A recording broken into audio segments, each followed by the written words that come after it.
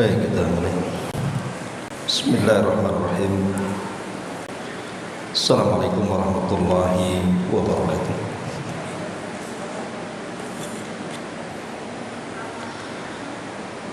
Alhamdulillah,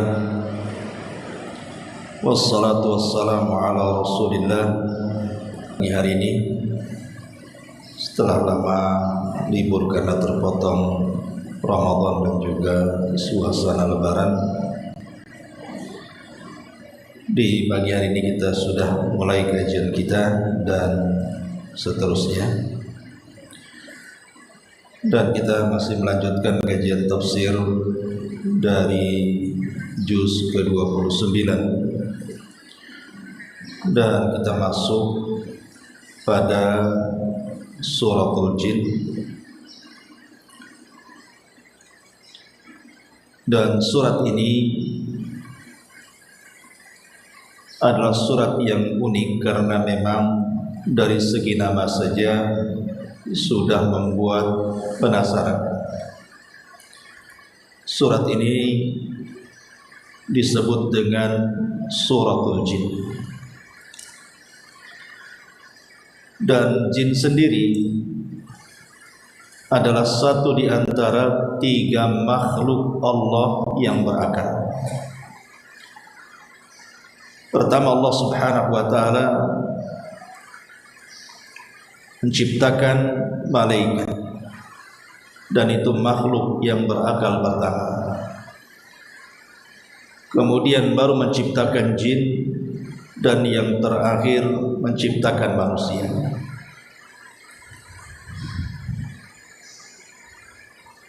Adapun jin sendiri disebut dengan al-jin karena memang jin itu tidak bisa terlihat. Jadi kenapa jin itu disebut jin? Listitarihi, karena mereka memang tidak bisa dilihat. Sesuatu yang tidak bisa dilihat jangan diartikan makhluknya tidak ada.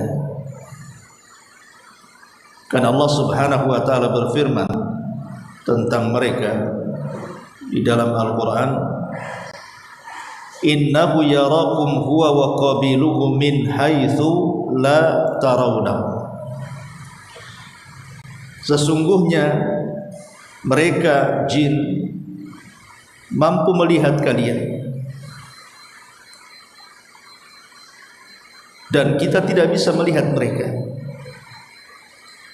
Tapi ada yang berpendapat dari kalangan ulama, sebagai bentuk keadilan Allah Subhanahu wa ta'ala, memang di dunia kita tidak bisa melihat mereka dan mereka bisa melihat kita, tapi di akhirat Allah balik, kita yang bisa melihat mereka dan mereka tidak bisa melihat kita. Baik, adapun suratul jin, dia adalah surah Makkiyah yang dilakukan para jin-jin muslim kepada jin-jin kafir. Adapun sebab turunnya, kenapa kemudian Allah Subhanahu wa ta'ala turunkan suratul jin kepada Rasul kita Muhammad sallallahu alaihi wasallam? Ada dua versi. Pertama, versi dari sejarah, dan itu disebutkan oleh Imam Ibnu Ishaq. Ketika Nabi sallallahu alaihi wasallam tersempitkan dakwahnya di kota Mekah, sehingga hampir-hampir Nabi sallallahu alaihi wasallam sudah tidak bisa bergerak lagi untuk berdakwah karena tekanan-tekanan yang luar biasa dari para pembesar Mekah dan juga orang-orang kafir Quraisy. Maka Nabi sallallahu alaihi wasallam kemudian hijrah dalam berdakwah menuju satu tempat yang disebut dengan Taif. Di situ ada kabilah Tsaqif, dengan harapan berpindahnya tempat. Boleh jadi mungkin penduduk Mekah tidak menerima dakwah, tapi penduduk Taif bisa menerima dakwah. berangkat Nabi sallallahu alaihi wasallam dengan pembantunya Zaid ibn Harithah untuk berdakwah di Taif. Tapi sesampainya di Taif, justru Nabi sallallahu alaihi wasallam ditolak mentah-mentah, bahkan mendapatkan penghinaan yang belum pernah didapati di Mekah, di mana bukan hanya orang-orang dewasa laki-laki dan perempuan, sampai anak-anak ikut mengusir Nabi sallallahu alaihi wasallam, dan ini penghinaan.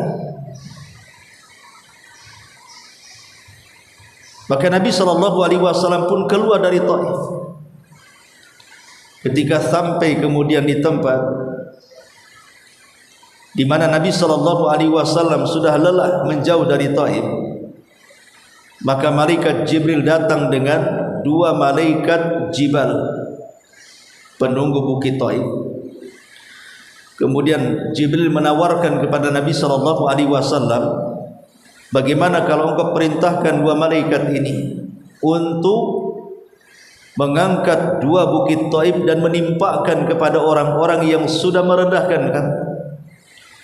Tapi Nabi sallallahu alaihi wasallam kemudian menolaknya dan mengatakan, Allahumma di biqaumin fa innahum la ya'lamun.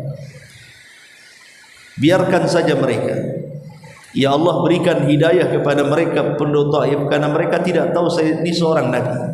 Wajar kalau mereka memperlakukan aku seperti ini. Dan ini bukti kesabaran Rasul dalam berdakwah. Sampai ketika Nabi sallallahu alaihi wasallam beristirahat di kebun kurma,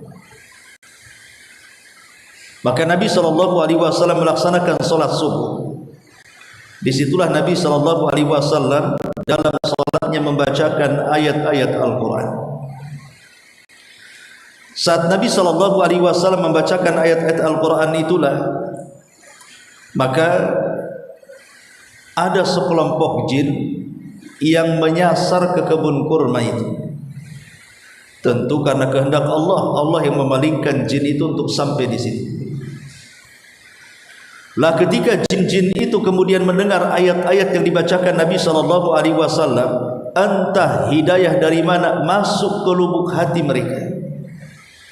Kemudian mereka pun mengatakan, amanna bih, kami pun beriman dengan apa yang dibacakan Rasul dari ayat-ayat Al-Quran. Maka hal ini disebutkan dalam surah Al-Ahqaf ayat 29 dan seterusnya,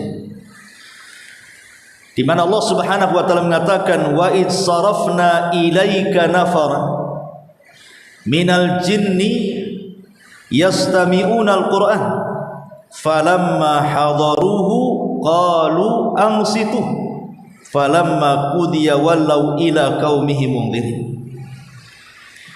Allah mengatakan, dan ingatlah ketika kami palingkan kepadamu wahai Muhammad sekelompok dari kalangan jin. Kemudian mereka mendengar Al-Quran, maka tatkala mereka mendengarkan Al-Quran, satu sama lain mengatakan, ansitu, dengarkan yang dibaca orang ini, maksudnya Nabi. Setelah kemudian selesai mendengarkan bacaan Nabi sallallahu alaihi wasallam, mereka pun beriman. Kemudian mereka langsung pulang menuju kaumnya dan berdakwah kepada mereka untuk memperingatkan manusia dari api neraka. Lah di antara seruan dakwah mereka adalah, qalu ya qaumana inna sami'na kitaban unzila min ba'di Musa musaddiqan lima baina yadayhi yahdi ilal haq wa ila sirati mustaqim. Wahai kaumku, wahai kaum kami, barusan kami mendengar satu kitab yang dibacakan setelah Musa, maksudnya Al-Quran, yang membenarkan ajaran sebelumnya, yang mengantarkan kepada kebenaran dan kepada jalan yang lurus.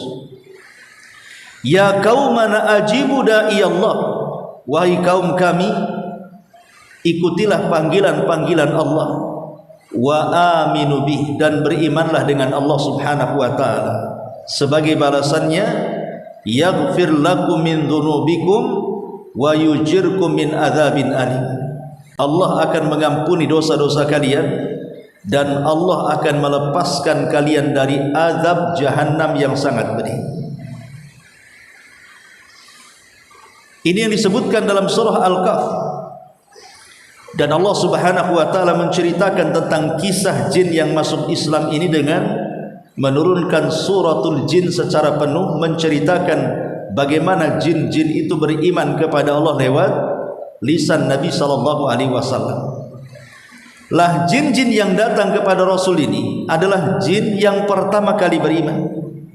Jadi mereka lah sahabat-sahabat Rasul dari kalangan jin yang pertama beriman kepada Allah lewat lisan Rasul. Dan mereka sahabat dari kalangan jin. Sama dengan as-sabiqunal awwalun, seperti Abu Bakar, Umar, Utsman dan yang lainnya. Lah mereka itulah orang-orang yang awal-awal masuk Islam. Ada yang mengatakan bahwa jin-jin yang datang ketika itu mendengarkan ayat Al-Quran, kemudian mendengarkan lantunan-lantunan kitab suci sampai beriman, jumlahnya ada 7 jin yang datang ke situ, dan mereka semua dari negeri Nasibin. Nasibin itu ada yang mengatakan di Yaman. Jadi jin-jin yang dari Yaman, dari kabilah Nasibin berjumlah 7. Mereka beriman kepada Allah Subhanahu wa taala lewat lantunan Al-Quran yang dibaca Rasul. Sebab itulah mereka mulai berdakwah kepada kaumnya, dan sejak itu pula Islam menyebar dari kalangan jin. Ini satu riwayat. Adapun riwayat yang kedua tentang asbab nuzul suratul jin ini, itu disebutkan di dalam hadis Nabi sallallahu alaihi wasallam. Bahkan disebutkan riwayatnya oleh Imam Muslim dari Abdullah ibn Abbas radhiyallahu anhuma, bahkan Bukhari juga meriwayatkan. Jadi ketika Nabi sallallahu alaihi wasallam dan beberapa para sahabatnya menyengaja datang ke pasar Uqad, dan pasar Uqad itu pasar yang di dalamnya memperjualbelikan budak-budak. Jadi kalau hendak membeli budak, datang ke pasar Uqad. Lah ketika Nabi sallallahu alaihi wasallam datang ke pasar Uqad dan menginap di situ sampai waktu subuh, maka Nabi sallallahu alaihi wasallam salat subuh di situ. Lah saat salat subuh itulah datang beberapa jin. Lah jin-jin ini yang datang kemudian mendengarkan Nabi sallallahu alaihi wasallam membaca Al-Quran di salat subuh di pasar Uqad itu adalah jin-jin yang diutus iblis. Karena ketika itu iblis kebakaran janggut, karena tidak bisa satupun dari anak buahnya yang bisa terbang ke langit untuk mencuri dengar berita langit. Sehingga iblis ini penasaran, kenapa kemudian tidak ada satupun anak buahnya yang bisa naik ke langit dan mencuri dengar kembali. Maka iblis pun menginstruksikan seluruh anak buahnya agar mencari tahu kenapa sampai seperti itu. Maka disebarlah kemudian ke timur dan barat, sampailah kemudian utusan iblis dari kalangan jin ini nyasar ke pasar Uqad. Disitulah kemudian mendengar ayat-ayat yang dibacakan Nabi sallallahu alaihi wasallam, kemudian mereka pun beriman. Lah kisah mereka kemudian dicantumkan dalam Al-Quran, dalam suratul jin. Turun suratul jin menceritakan tentang kisah ini, bagaimana jin-jin ini yang diutus iblis untuk mencuri dengar kemudian tiba-tiba terhenti di langit. Bahkan kalau nekat naik ke langit akan disambar oleh panah-panah api dari gugusan bintang, dan mereka jarang yang selamat, pasti mati. Sehingga kemudian iblis ini pengen tahu kenapa seperti itu. Karena begini, ulama berselisih pendapat tentang kondisi jin yang naik ke langit. Pertama terjadi sebelum diutusnya Nabi sallallahu alaihi wasallam, Yang kedua setelah diutusnya Nabi sallallahu alaihi wasallam, dan yang ketiga setelah wafatnya Nabi sallallahu alaihi wasallam. Adapun sebelum diutusnya Nabi sallallahu alaihi wasallam tidak ada khilaf ulama, semua jin, bahkan sebagian besar jin, mereka naik ke langit. Karena di langit itu ada pos-pos jin, di awan-awan itu. Kemudian dari pos jin itulah mereka naik ke langit dengan cara bertumpuk satu jin dengan jin yang lainnya. Mungkin kalau saya memudahkan cara memahami, seperti melihat orang panjat pinang. Jadi bertumpuk satu jin sampai mendekati langit pertama. Lah terkadang ketika Allah Subhanahu wa taala memerintahkan kepada Jibril untuk membuat peristiwa di bumi, entah nanti di bumi akan terjadi tsunami, banjir, gempa, atau mungkin akan terjadi kesuburan, ekonomi meningkat, dan begitu seterusnya. Maka kemudian Jibril ini akan menugaskan malaikat-malaikat yang sudah ditugaskan Allah Subhanahu wa taala agar membuat peristiwa-peristiwa itu di bumi. Lah saat Jibril menyampaikan tugas-tugas itu, lah jin yang mendekati langit pertama terkadang mendengar satu atau dua kalimat. Lah satu dua kalimat ini kemudian disampaikan kepada jin yang ada di bawahnya. Jin yang di bawahnya disampaikan kepada jin yang ada di bawahnya lagi, di bawahnya lagi, sampai kepada pos yang ada di awan-awan itu. Lah dari situlah kemudian jin turun ke bumi dan memperjualbelikan berita itu kepada para dukun dan paranormal. Akhirnya kemudian setelah menjualbelikan berita yang sudah dicampur adukan dengan kedustaan itu, maka para dukun yang ada di bumi mereka pun membeli dari kalangan jin dengan cara apa? Mengabdikan ibadah mereka kepada jin, melakukan kesyirikan. Ini sebelum diutusnya Nabi sallallahu alaihi wasallam. Kemudian yang kedua setelah diutusnya Nabi sallallahu alaihi wasallam, maka setelah diutusnya Nabi sallallahu alaihi wasallam betul-betul langit tertutup.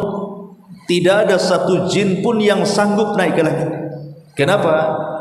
Karena Allah Subhanahu wa taala memfungsikan bintang-bintang dengan gugusan-gugusannya untuk melempari siapapun jin yang berusaha untuk mencuri dengar, dan tidak ada yang selamat. Karena Allah Subhanahu wa taala hendak memisahkan antara firman-Nya dengan kalam dukun. Maka di zaman Nabi sallallahu alaihi wasallam diutus, tidak ada satupun kalangan jin yang mampu naik ke langit. Makanya iblis mengutus utusannya untuk mencari berita kenapa dan ada apa. Sampailah beberapa utusan iblis itu nyasar ke pasar ukat, akhirnya mendengarkan Rasul membaca Quran, berakhir dengan beriman. Lalu bagaimana kondisi setelah wafatnya Nabi? Apakah kemudian langit itu masih terjaga? Disinilah terjadi khilaf para ulama. Ada dua pendapat dari kalangan ulama.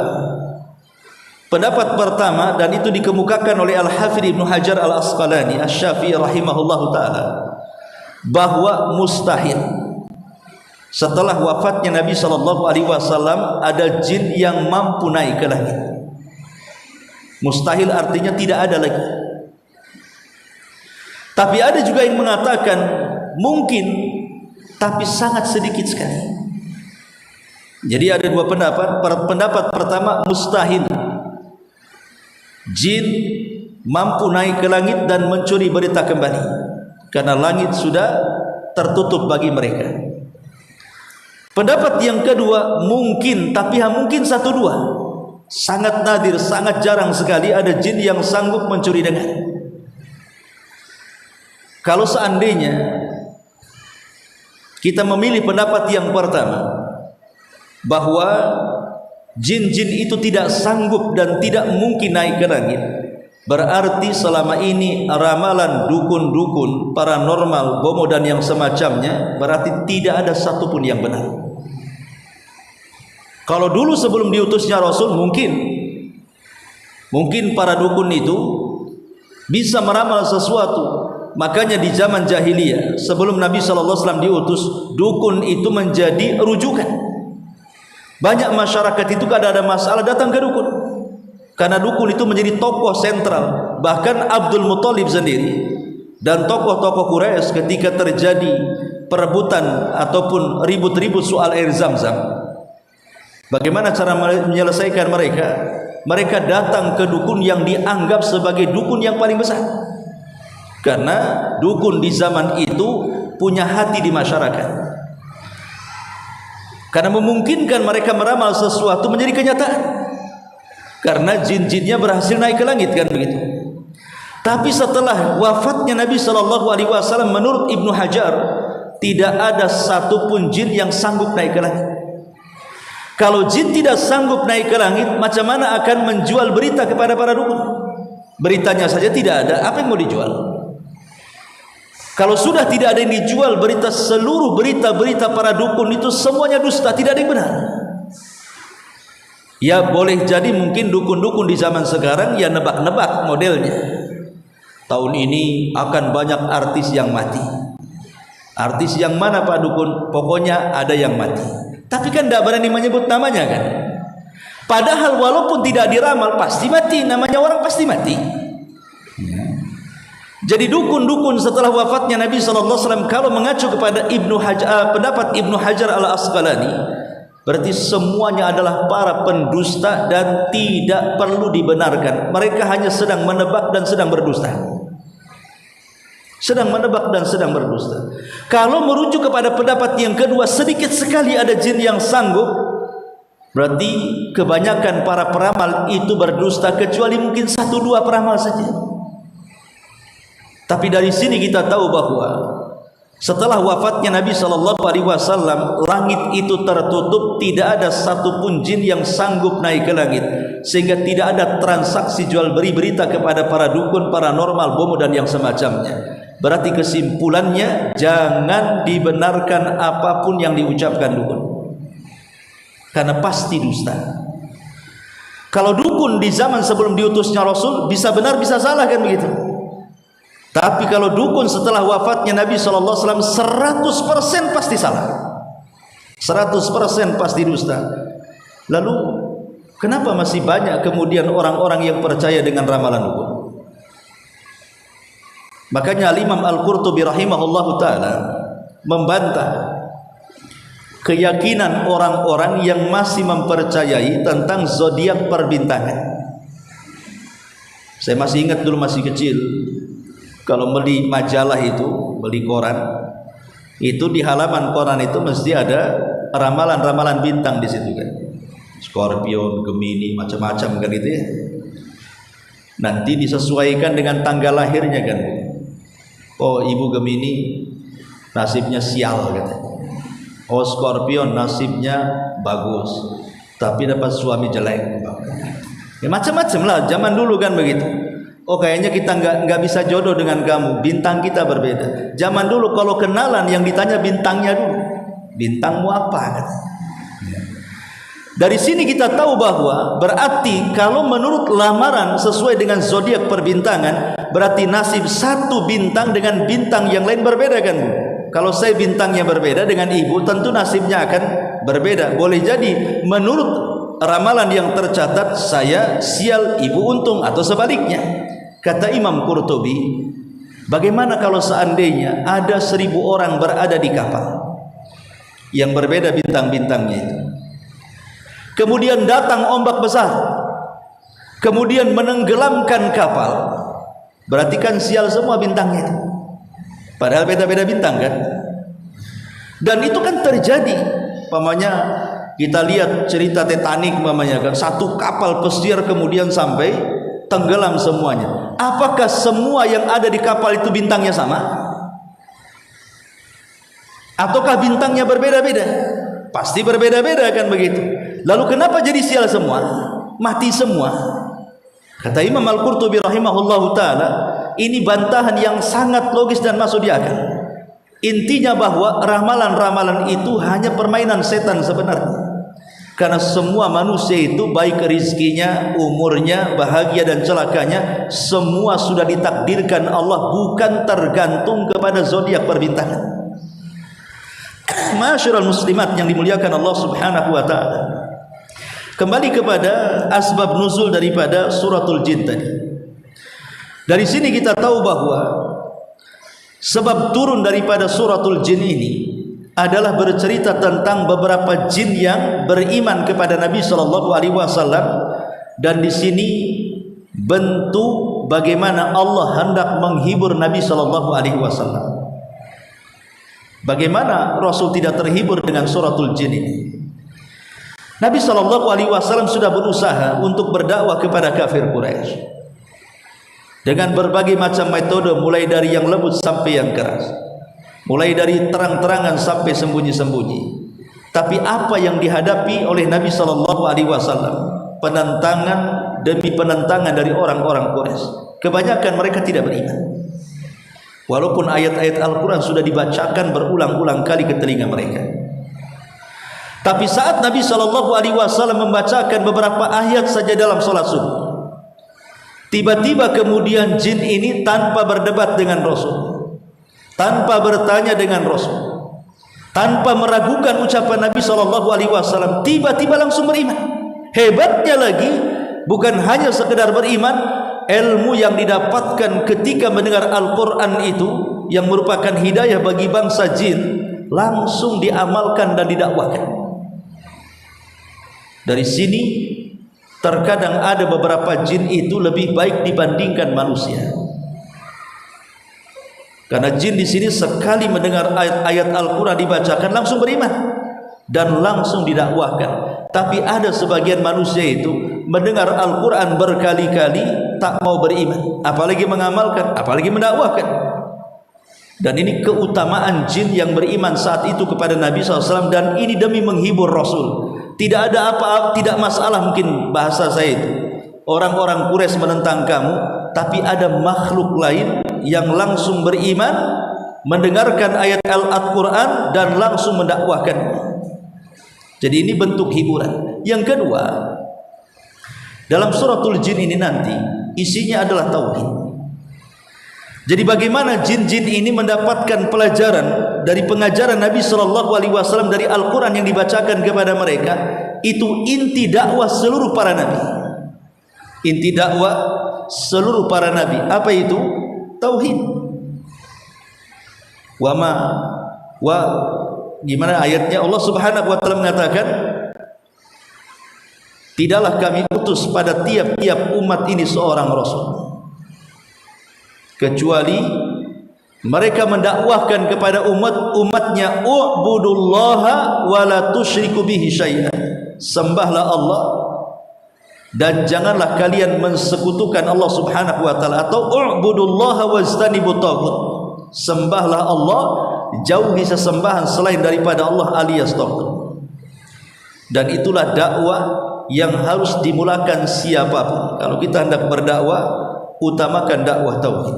Ini secara global dari asbab nuzul suratul jin. Baik, kita akan baca dan kita akan beri keterangan secara singkat dalam suratul jin.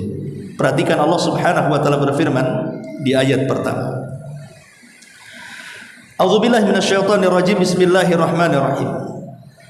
Qul uhiya ilayya annahu istama'a nafarun minal jinni faqalu inna sami'na qur'anan ajaba.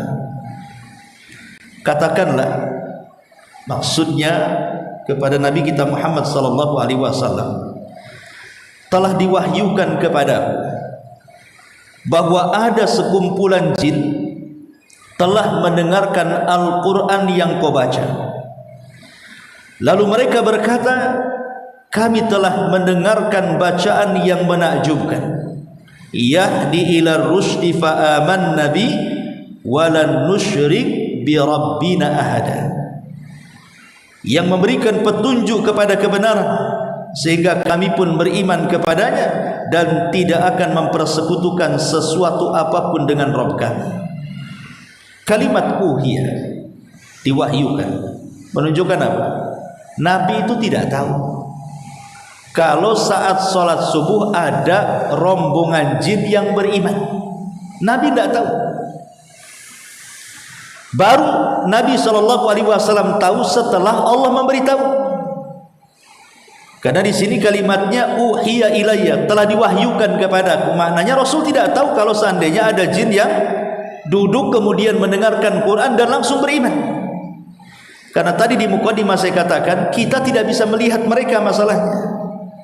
Boleh jadi kita ngaji di sini itu ada jin-jin akhwat juga di sini. Di samping ibu-ibu ini. Kan cuma ibu tidak tahu saja bahwa di samping ibu ada jin yang salafi gitu. Jin yang sudah kenal sunnah sehingga mau ngaji tafsir di sini. Sebagaimana Nabi SAW tidak tahu kalau ada segelompok jin itu sedang ngaji bersama Rasul, mendengarkan bacaan Quran yang dibaca Rasul dalam sholat. Kemudian jin pun sampai takjub dengan Al-Quran dan mengatakan sami'na Qur'anan ajaba. Alangkah indahnya Al-Quran yang kami dengarkan ini. Lihat, jin saja memuji Al-Quran. Sangat menakjubkan isi Al-Quran itu karena mereka paham. Karena jin yang mendengarkan Al-Quran ini adalah jin Arab, jin Yaman. Jin dari Yaman otomatis jin dari kalangan Arab, paham dengan bahasa Arab. Sehingga ketika Nabi SAW membacakan Al-Quran langsung paham mereka. Bahkan lebih daripada itu, bukan hanya sekedar paham, mereka pun mengamalkan dan langsung mendakwahkan seperti yang tadi saya sebutkan dalam surah Al-Ahqaf tadi. Pulang kepada kaumnya, kemudian mendakwahkan apa yang didengar dia atau mereka dari Nabi SAW. Dan subhanallah, dikisahkan ribuan jin masuk Islam gara-gara 7 jin nasibin berdakwah kepada mereka. Dan hidayah itu bisa datang dari mana saja. Dan hidayah itu milik Allah Subhanahu wa ta'ala, dan itu nikmat yang Allah anugerahkan kepada kita. Kemudian Allah mengatakan yahdi ila rusdi. Al-Quran itu memberikan petunjuk kepada kebenaran. Fa'aman nabi, sehingga kami para jin kemudian beriman kepada Al-Quran. Walan nusyrika bi rabbina ahada. Dan setelah kami mendengar Al-Quran, kata jin, dan tidak akan mempersekutukan satu apapun dengan Rabb kami. Dari sini kita tahu lawan syirik apa? Tauhid. Berarti yang sedang didengarkan jin itu adalah tauhid. Karena saat mendengar Al-Quran itu jin masih dalam kondisi di atas kesyirikan.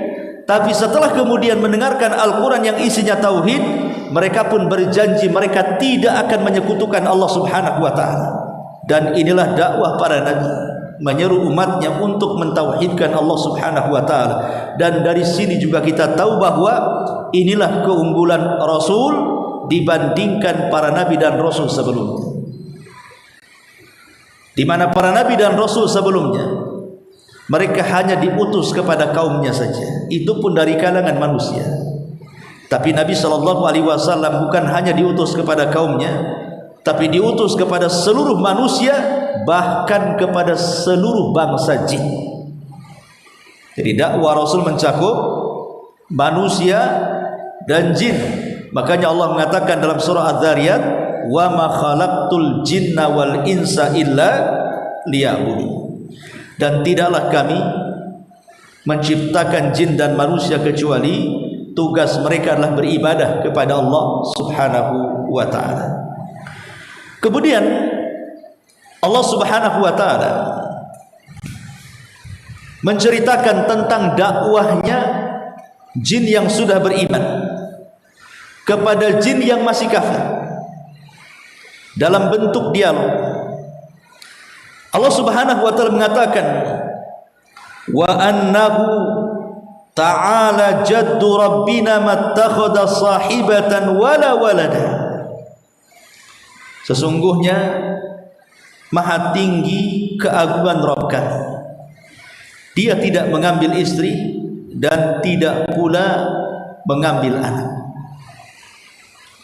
Kalimat ini menunjukkan bahwa dari kalangan jin itu ada yang Yahudi, ada yang Nasrani, ada yang ateis, ada yang mungkin di atas kesyirikan. Jadi agama jin itu macam-macam.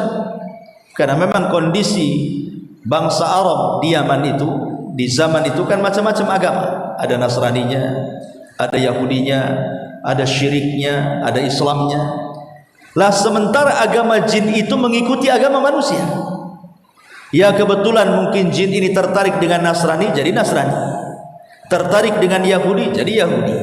Tertarik mendengarkan ateis, jadi ateis. Tertarik dengan Islam, jadi Islam. Seperti kisah-kisah jin ini yang masuk Islam ini.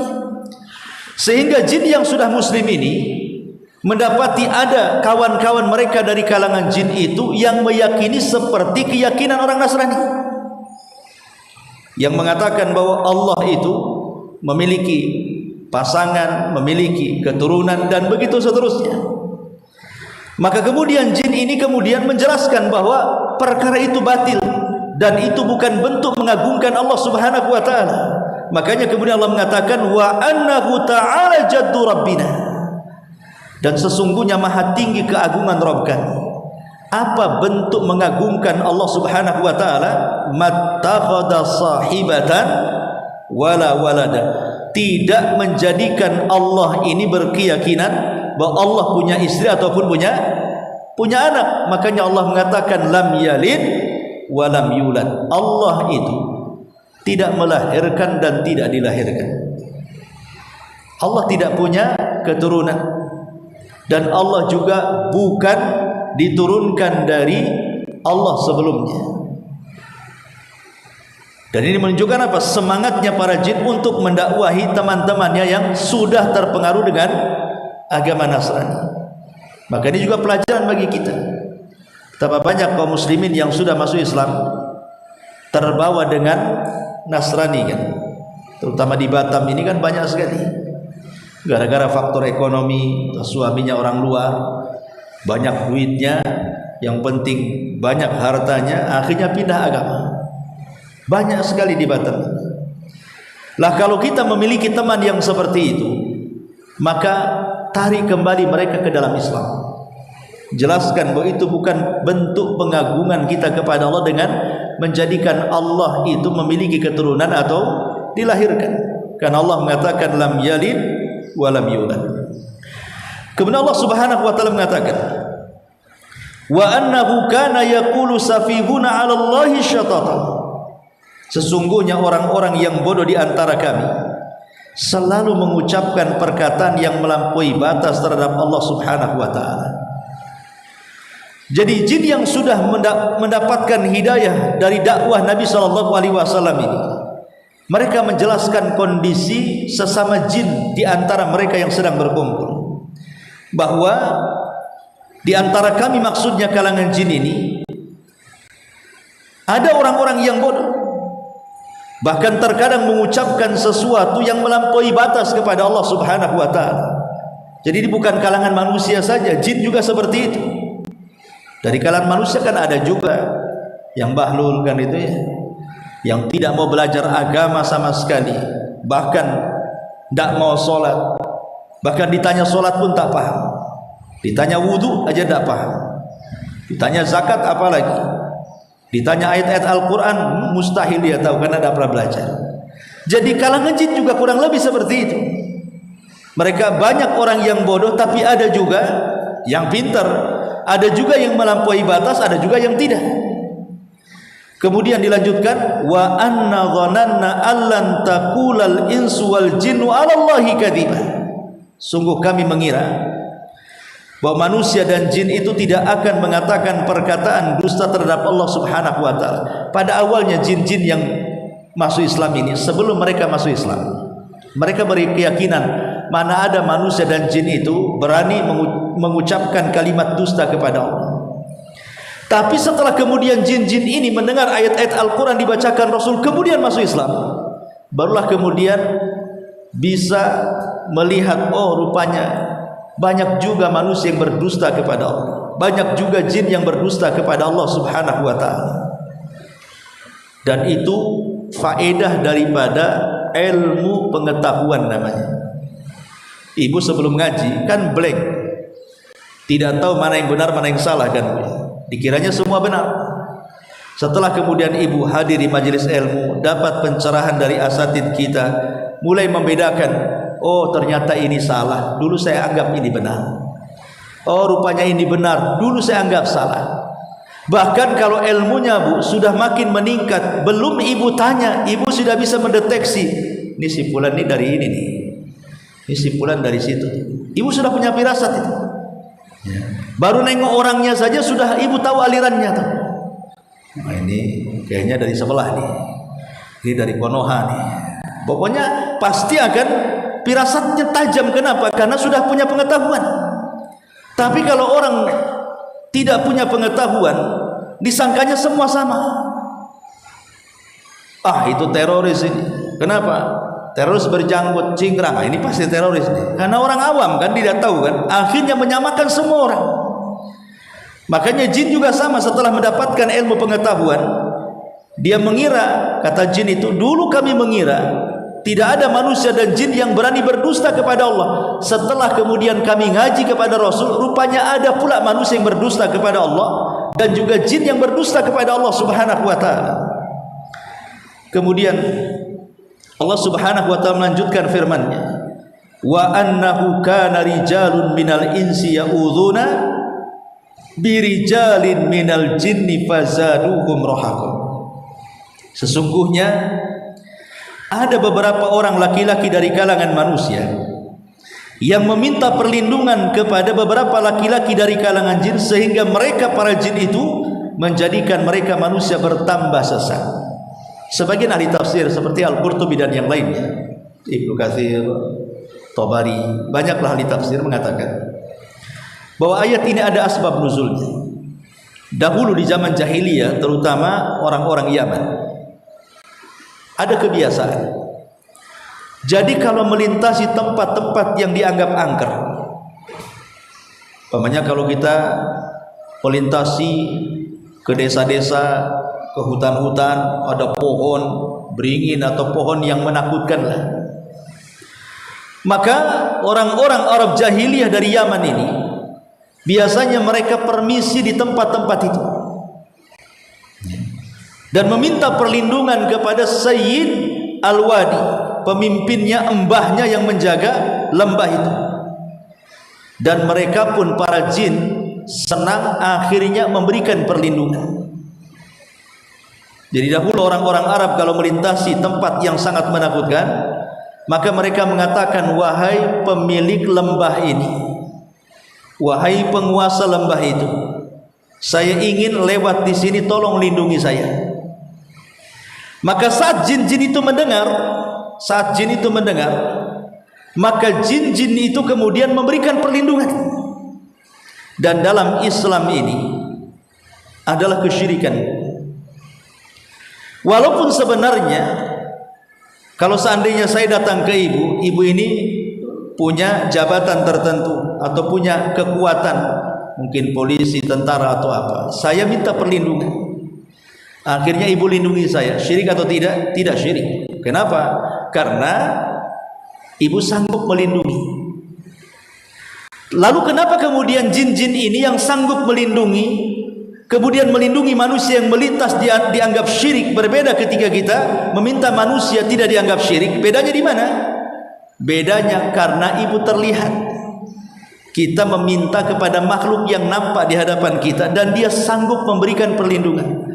Adapun jin ini makhluk yang tidak terlihat, gaib bagi kita. Sementara kita meminta kepada perkara-perkara gaib, itu kesyirikan dalam Islam itu. Walaupun mereka sanggup memberikan perlindungan kepada kita. Makanya dalam Islam dilarang meminta perlindungan kepada jin walaupun mereka sanggup melindungi. Kenapa? Karena itulah tujuan mereka, agar kita tunduk kepada mereka. Jadi jin-jin itu kalau seandainya diminta melindungi ibu, kemudian ibu meminta dan mereka melindungi, itu kebanggaan bagi mereka. Mereka bangga. Kenapa? Karena ibu mau menghambakan diri kepada mereka, dan itulah yang diinginkan. Makanya wajar kalau seandainya mereka itu dengan berbagai macam media menakut-nakuti kita. Jin itu akan berusaha menakut-nakuti dengan media apapun, entah lewat angin, tiba-tiba berisik anginnya, mulailah bulu kuduk kita berdiri semua. Apa nih? Mulai masuk anginnya menggoyang-goyangkan gorden, lalu ketakutan. Kenapa gorden bergoyang-goyang ini? Padahal ada kucing di bawah. Kemudian jendela tiba-tiba terbuka, kemudian atap kemudian tiba-tiba rame. Jin akan berusaha mencari banyak media supaya kita ini ketakutan, akhirnya berlindung kepada mereka. Makanya Nabi SAW untuk membatalkan tradisi jahiliyah ini, Rasul mengajarkan kepada para sahabat, idza nazala manzilan, kalau kalian lewati sebuah tempat dan di situ menurut anda ini angker, menakutkan, kata Nabi SAW, bacalah a'udzu bikalimatillahi tammati min syarri ma khalaq. A'udzu bikalimatillahi tammati min syarri ma khalaq. Kalau kita membaca ini, Nabi SAW berikan jaminan, lam yadurrahu syai'un hatta tartahila min manzilihi syai'un, dan kalian tidak akan diganggu dan tidak akan mendapatkan madarat sampai engkau berpindah dari tempat itu, kata Nabi. Jadi kalau ibu mamanya melewati tempat yang dianggap menakutkan, kalau di Batam sih tidak lah ya, ini pulang kampung, lewat kebun, lewat hutan, lewat kuburan, menakutkan kan itu. Jangan bilang permisi, lewat kuburan permisi, tahu ada yang ngomong silahkan, makin takut kan itu ya. Maka cukup membaca bismillah, itu paling singkat, atau bacalah a'udzu bikalimatillahi tammati min syarri ma khalaq. Kemudian jangan dipedulikan, berjalan. Karena ada seorang ustadz itu bercerita, jadi ada satu rombongan di di mobil. Kebetulan sopirnya itu sudah ngaji, tapi penumpangnya ini masih awam. Lah saat melintasi jembatan itu dianggap angker karena banyak kecelakaan, mungkin belum disembelihkan kepala sapi di situ. Intinya angkerlah di situ. Lah masyarakat awam itu kalau pakai kendaraan untuk menunjukkan bentuk permisi biasanya ngabel pakai klakson kan itu. Jadi kata yang belakang, "Pak, bel katanya." Enggak mau katanya. Karena dia udah ngaji kan. Yang belakang lagi ngomong lagi, "Bel Pak," katanya. Enggak mau katanya. Akhirnya karena sopirnya enggak mau, dibukanya jendela, mulut dia yang mau titit gitu. Sudah katanya, ayo lewat katanya. Nah ini keyakinan di masyarakat seperti ini. Ini masih banyak. Lah ngapain kemudian kita permisi di tempat itu? Rasulullah SAW sudah memberikan anjuran sebenarnya. Karena kalau kita kemudian takut dan meminta perlindungan, itu yang dicari mereka. Maka di sini Allah Subhanahu wa taala mengatakan, wa annahu kana rijalun minal insi ya'udzuuna birijalin minal jinni fazaduhum rahaqa. Sesungguhnya ada beberapa laki-laki dari kalangan manusia yang meminta perlindungan kepada beberapa laki-laki dari kalangan jin, sehingga jin-jin itu menjadikan mereka manusia bertambah sesat. Makin sesat kita dibuatnya, bisa saja jatuh kepada kesyirikan. Kemudian Allah Subhanahu wa taala mengatakan, wa annahum dhannu kama dhanantum alla yab'atsallahu ahada. Sesungguhnya mereka jin mengira sebagaimana kamu orang-orang musyrik Makkah mengira bahwa Allah tidak akan membangkitkan kembali siapapun pada hari kiamat. Jadi jin-jin yang beriman ini, yang sudah mendengarkan Al-Quran, kemudian berbicara dengan jin-jin yang kafir saat mendakwahkan tauhid. Mereka mengatakan, sungguh kami mengira, kata jin yang sudah beriman kepada jin yang kafir, rupanya keyakinan orang-orang musyrik dari kalangan manusia dengan kalian itu sama saja. Masih aja di antara kalian tidak yakin bahwa ada kehidupan setelah kematian. Kemudian mereka pun menjelaskan hakikat kehidupan setelah kematian, bahwa kehidupan setelah kematian itu ada dan itu harus kita imani dan kita yakini. Kemudian Allah Subhanahu wa taala melanjutkan, wa anna lamasna as-samaa'a fawajadnaha muli'at harasan shadidan wa syuhuban wa anna kunna naq'udu minha maqa'ida lis-sam'i faman yastami'il an yajid lahu shihaban rasyada. wa alla nadri asyarrun urida biman fil ardi am arada bihim rabbuhum rasyada. Jin berkata lagi, sesungguhnya kami jin telah mencoba mengetahui rahasia langit, maka kami mendapatkan penuh dengan penjagaan yang kuat dan juga panah-panah api. Sesungguhnya kami dari kalangan jin dahulu selalu menduduki beberapa tempat di langit untuk mencuri dengar berita-berita langit. Akan tetapi sekarang siapa yang mencoba mencuri dengan dengar pasti akan menjumpai panah api yang mengintai untuk membakarnya.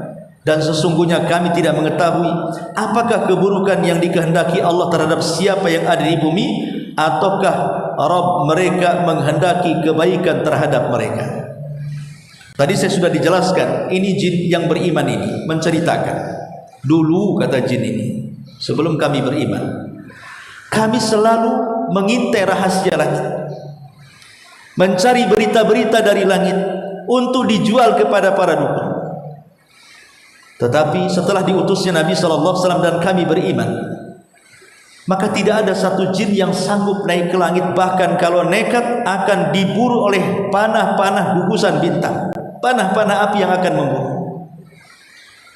Kemudian jin yang beriman ini lembut dakwahnya kepada jin yang belum beriman, seolah-olah mengatakan sesungguhnya bintang-bintang ataupun gugusan-gugusan bintang, panah-panah api yang diluncurkan dari langit dan menghantam kita kalangan jin ini, apakah ini sebuah kebaikan atau sebuah keburukan? Jadi jin ini ketika jin muslim berdakwah kepada jin kafir menggunakan bahasa logika, bahasa lembut, tidak langsung mengatakan itulah kalau kalian disambar api itu berarti kalian jin yang buruk, enggak begitu.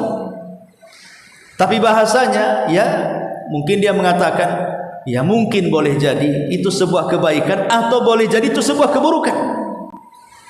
Dan hendaklah seperti itu kalau kita berdakwah. Kalau kita berdakwah itu jangan menjustis langsung kita di atas kebenaran walaupun kita yakin di atas kebenaran. Pamannya yang dihadapi ini orang awam, ya kita diskusi sajalah. Ya kita kan nggak tahu apakah anti yang benar atau ana yang benar. Padahal kita yakin kita yang benar kan gitu ya. Tapi kalau dengan bahasa seperti itu kan tidak sakit hati. Tapi kalau kita mengatakan kau ini salah, batil, sesat, dolalah, masuk neraka, aku ini yang benar, masuk surga, jelas di Al-Quran Sunnah, ya orang mah nggak mau mendengarkan dakwah seperti ini. Jadi jin ini mengajarkan thariqah dalam berdakwah, bahwa dalam berdakwah itu harus lembut, supaya orang yang didakwahi itu menerima dakwah kita. Lah kurang lebih seperti itu yang dilakukan jin yang sudah beriman kepada jin yang kafir dan menceritakan tentang kisah berita langit. Dan disebutkan dalam sebuah hadis yang panjang sekali itu. Jadi saat Allah Subhanahu wa taala hendak mewahyukan sesuatu kepada para malaikat, apa yang terjadi? Semua malaikat pingsan. Karena wahyu Allah itu kalau sudah dan akan diturunkan, maka Rasul mengibaratkan seperti rantai besi yang dipukul-pukul ke batu sehingga mengeluarkan suara yang memekikkan dan memecahkan gendang telinga. Jadi saat Allah hendak mewahyukan sesuatu, datanglah suara yang bergemuruh dan itu membuat pingsan seluruh malaikat yang ada di langit. Lah setelah semua malaikat pingsan, yang pertama siuman siapa? Jibril. Maka Allah Subhanahu wa taala memanggil Jibril, kemudian memerintahkan begini dan begitu.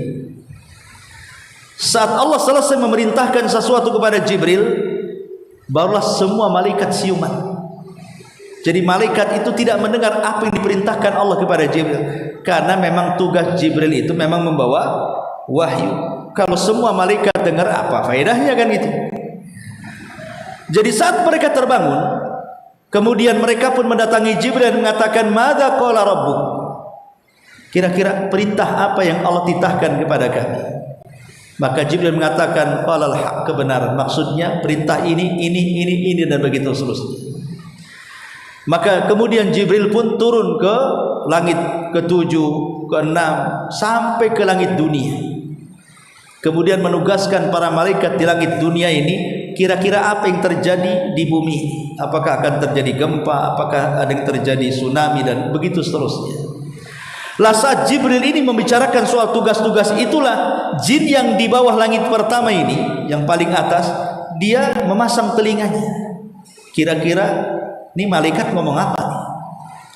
Kalau mendapatkan 1-2 kalimat langsung diambil, kemudian disampaikan kepada jin yang di bawahnya, sampai kepada jin yang di bawahnya. Itu pun ditambah-tambah, sehingga ketika sampai yang paling bawah, 1 kalimat yang benar, 99 dusta. Jadi kalau seandainya berita itu ada 100, maka 99 dusta, 1 yang benar, karena kalimatnya sudah ditambah-tambah. Samalah ibu, kalau ibu saya jajarkan dari sini ke sana, ngadap ke sana semua, kemudian saya bisikan sesuatu, nanti pulang dapat THR kan itu. Kemudian dibisikkan, mungkin sampai di sana nggak begitu kalimatnya, mungkin terbalik, nggak usah pulang, nggak ada THR kan, itu boleh jadi begitu, terbalik bahasanya kan.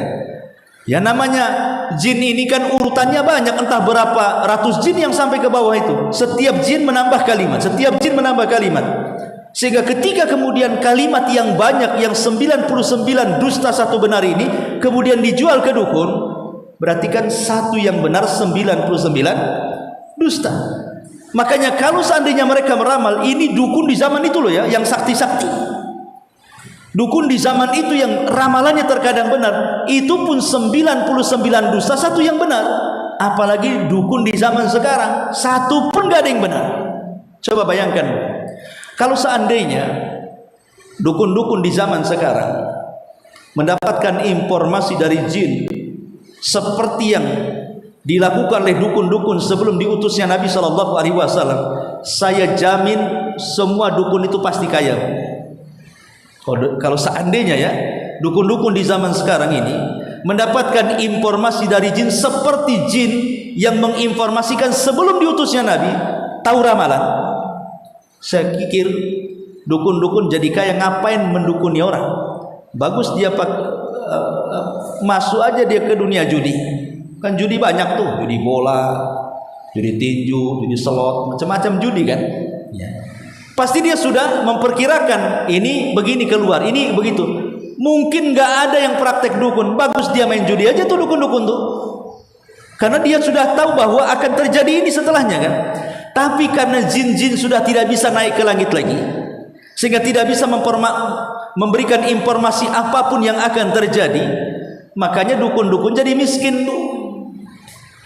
Akhirnya pura-pura jadi dukun. Tidak ada dukun beneran di zaman sekarang ini, semuanya para pendusta, karena sudah tidak ada lagi jin yang memberikan informasi kepada para dukun itu. Ma'asyiral muslimat yang dimuliakan Allah Subhanahu wa taala, alasannya karena ayat ini. Karena di sini Allah Subhanahu wa taala menggunakan isim syarat, menggunakan isim syarat. Di sini Allah mengatakan faman yastami'il ana yajid lahu shihaban rasada. Faman, kalimat faman ini adalah syarat, maksudnya siapapun ya. Faman, siapapun orangnya yang berusaha mencuri dengar berita-berita dari langit, sekarang pasti mereka akan menjumpai panah-panah api yang mengintai. Kalimat sekarang siapapun berarti tidak ada siapapun dari kalangan jin yang akan selamat. Dari sini mafhumnya bahwa berarti setelah wafatnya Nabi SAW, sebagaimana pendapat Ibnu Hajar yang saya kutip di mukadimah tadi, berarti tidak ada satu jin yang bisa mendengar berita langit. Berarti tidak ada berita yang bisa dijual. Kalau sudah tidak ada berita yang dijual, kira-kira apa modal dukun untuk meramal? Kalau sudah tidak ada modal untuk meramal, berarti dukun-dukun di zaman sekarang semuanya para pendusta. Itu intinya dari kalimat faman yastami'il ana yajid lahu shihaban rasada. Wallahu a'lam. Sampai ayat ke 10 saja. Baik, sebelum saya tutup, kalau ada yang bertanya silakan.